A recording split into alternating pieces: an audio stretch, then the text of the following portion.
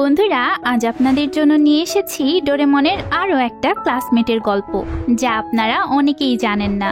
আজকের এপিসোডটা সেই ক্যাট রোবটকে নিয়েই, তবে এই এপিসোডটা ইন্টারনেট জগৎ থেকে প্রায় হারিয়েই গেছে। তো ফানি এই এপিসোডটি আপনারা লাস্ট অব্দি দেখুন, আর সবাই ভিডিওটিকে লাইক আর আমার চ্যানেলকে সাবস্ক্রাইব করে দিন প্লিজ। আজকের এপিসোডের শুরুতে আমরা দেখি নোবিতা অনেক রেগে মেগে বাড়ি আসে আর নিজের রুমে গিয়ে চারিদিকে ডোরেমনকে খুঁজতে থাকে।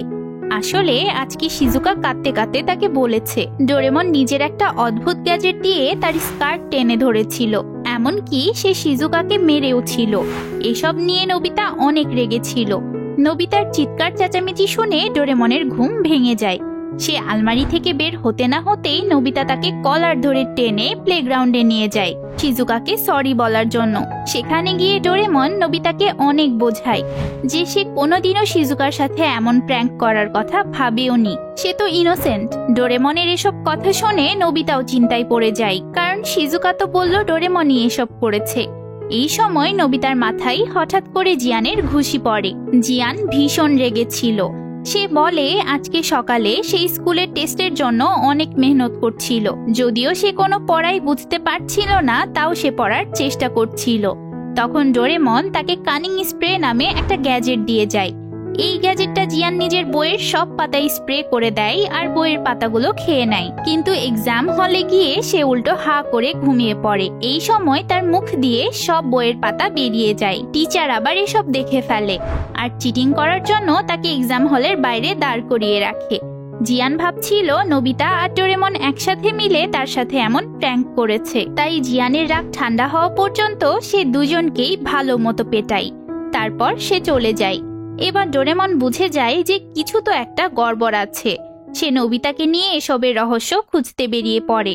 তখনই সুনিও তাদের দিকে ছুটে আসে আর ডোরেমনকে বলে যে আমার জমানো টাকা আমাকে ফেরত দাও। ডোরেমন জিজ্ঞেস করে যে সে কিসের টাকার কথা বলছে। তখন সুনিও বলে ডোরেমন তাকে একটা গ্যাজেটের কথা বলেছিল, এই গ্যাজেটে টাকা রাখলে সেই টাকা দ্বিগুণ হয়ে যায়। কিন্তু সুনিও সেই গ্যাজেটের মধ্যে তার জমানো সব টাকা রাখতেই সেখান থেকে অনেকগুলো নকল টাকা বের হয়ে আসে, এমনকি তার আসল টাকা নিয়েও ডোরেমন পালিয়ে গেছিল। এবার তো সুনিও সেই টাকা না পাওয়া পর্যন্ত ডোরেমনকে ছাড়বেই না। নোবিতা এসব দেখে ভাবছিল যে ডোরেমন এত খারাপ কাজ কেন করলো। তখন সে ডোরেমনকে ছেড়ে দিতে বলে আর সুনিওর টাকাগুলো সে নিজের মা বাবার কাছ থেকে এনে দিতে চায়। নোবিতার কথা শুনে সুনিও আপাতত ডোরেমনকে ছেড়ে দেয়। এবার ডোরেমনের এসব কাজকর্ম দেখে নোবিতাও রাগ করে বাড়ি চলে যায়। ডোরেমন বুঝতে পারছিল না যে সে কিভাবে সবাইকে বোঝাবে যে সে নির্দোষ। তখনই ডোরেমনের সামনে কেউ যেন একটা ডোরা কেক ঝুলিয়ে দেয়। ডোরেমন তার প্রিয় ডোরা কেকটা যতবার ধরতে চায় সেটা তত বেশি দূরে চলে যায়। এভাবে ডোরা কেকটার পিছু করতে করতে সে একটা ট্র্যাপে ফেসে যায় আর তাকে দড়ি দিয়ে বেঁধে ঝুলিয়ে রাখা হয়। সে দেখে তার সামনে একটা অদ্ভুত রকমের ক্যাট রোবট দাঁড়িয়ে। সেই রোবটটা বলে যে তার নাম ডোরাএমন। ফিউচারের রোবট ফ্যাক্টরি তাকে বানানোর সময় তার গায়ে বাঘের মতো ডোরাকাটা দাগ বানিয়ে দিয়েছে, তাই তার মতো রোবটদের নাম ডোরাএমন। সেই এতক্ষণ সবার সাথে প্র্যাঙ্ক করে বেড়াচ্ছিল।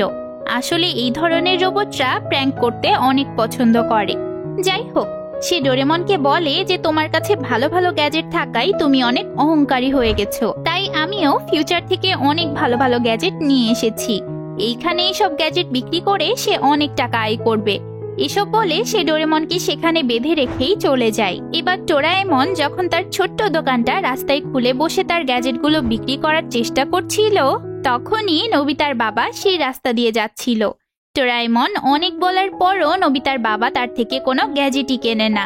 এতে ডোরাএমন অনেক রেগে যায় আর তার হ্যামার গ্যাজেটটা নোবিতার বাবার উপরই ইউজ করে দেখাতে থাকে। ডোরাএমন বলে যে এই হ্যামার দিয়ে আপনার মাথায় মারতে থাকলে আপনার চোখ দিয়ে আগুন বের হয়ে যাবে আর সেই আগুন দিয়ে আপনি সিগারেটও জ্বালাতে পারবেন। গ্যাজেটটা অনেক কাজের না? সে এইসব বলে নোবিতার বাবাকে পেটাতেই থাকে। ওইদিকে নোবিতা ডোরেমনকে এমন ট্র্যাপে ফেসে থাকতে দেখে তাকে উদ্ধার করে। তখন তারা তাদের বাবার চিৎকার শুনতে পায় আর দ্রুত সেই দিকে চলে যায়। সেখানে গিয়ে নোবিতার বাবার এমন করুণ অবস্থা দেখে ডোরেমন অনেক রেগে যায়।